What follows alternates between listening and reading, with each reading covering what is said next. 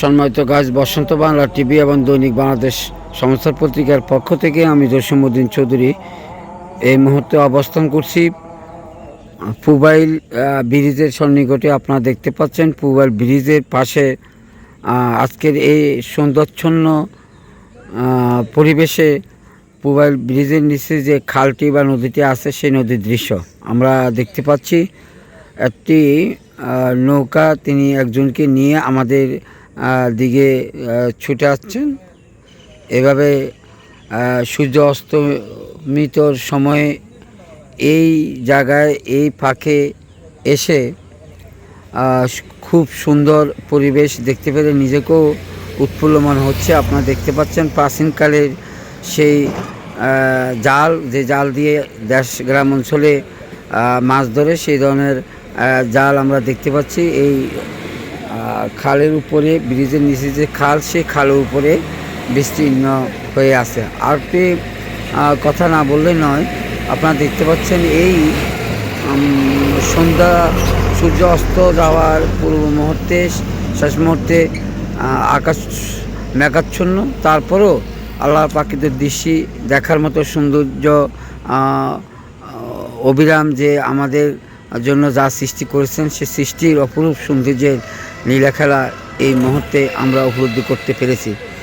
মহান আল্লাহ পাকের নিকট আমরা কোটি বছর যদিও আমরা শুকরিয়া আদায় করি, নিয়ামত দান করেছেন, সেই নিয়ামতের সুফল আমরা ভোগ করতে পারবো, কিন্তু আল্লাহ শুকরিয়া আদায় করা শেষ করা যাবে না।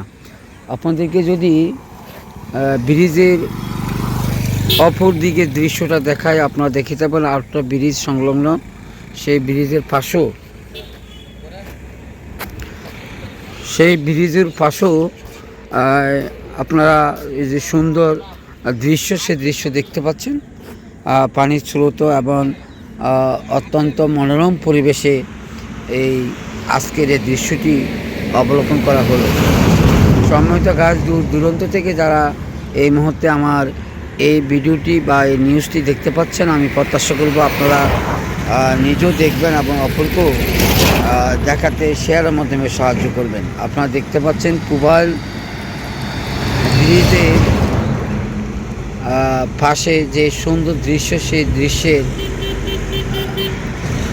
আপনাদেরকে দেখাতে পেরে নিজেকেও সার্থক মনে করছি। সূর্য অস্তমিতের সময় এই মুহূর্তে এই জায়গাটির যে পরিবেশ, সেই পরিবেশটি আসলে সত্যিকার অর্থে খুবই মনোরম, খুবই সুন্দর। তথাপিও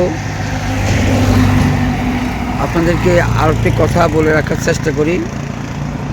হাড় ভাঙ্গা, যে কোনো ভাঙ্গার জোয়া লাগানোর জন্য এই ব্রিজের পূর্ব পাশে একজন হাড় ভাঙ্গার প্রখ্যাত কবিরাজ আছেন, ওনার নাম হলো নাজির ভাই। যে কোনো হাড় ভাঙ্গার জন্য, যে কোনো সময়, যে কোনো স্থানের, যে কোনো গুরুত্বপূর্ণ স্থানের বা পা, হাত, পায়ের যখনই কোনো হাড় ভেঙে যায়, তখনই উনি গাছের লতা পাতা দিয়ে এক ধরনের ব্যান্ডেজ করে পরিশেষে মালিশ করার জন্য তোল এবং ওনার উপাদানগুলি দিয়ে থাকেন। অতীতে অনেকেই ওনার কাছ থেকে এইভাবে হাড় ভাঙ্গার ওষুধ নিয়ে উপকৃত হয়েছেন। আমার ফ্যামিলিগতভাবেও অনেক আমি নিয়েছি, হাড় ভাঙ্গার ওষুধ নিয়ে উপকৃত হয়েছি। আজকে আমার জন্য আমার ডান হাতের একটি আঙ্গুলে ব্যথা পেয়েছিলাম, সেই আঙ্গুলে ব্যথার জন্য আজকে এই নাজির ভাইয়ের কাছে আসা।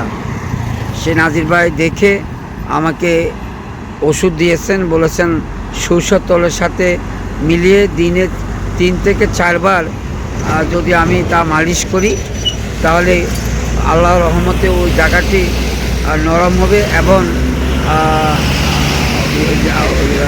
হাড়ের যে ব্যবধানটা পরিপূর্ণ হয়ে যাবে। আমরা মহান রাব্বুল আলামিনের নিকট প্রার্থনা করব, দোয়া করব, এক উসিলায় আল্লাহ পাক যেন শুধু আমি না, আমার মতো যারা এই হাড় ভাঙ্গা বা বিভিন্ন রোগের জন্য বিভিন্ন ডাক্তারের কাছে যান, আল্লাহ পাক যেন সবাইকে নিয়ামত দান করেন, সুস্থতা দান করেন, বিপদ আপদ থেকে রক্ষা করেন। ইচ্ছা করলে আল্লাহ যে কোনো মুহূর্তে মানুষের বিপদ থেকে উদ্ধার করতে পারেন, নিয়ামত দান করতে পারেন। আবার কোনো এক সময় নতুন কোনো অঙ্গনে, নতুন কোনো স্থানে আপনাদেরকে নিয়ে আসার চেষ্টা করব। সেই পর্যন্ত আপনারা সবাই ভালো থাকবেন, সুস্থ থাকবেন।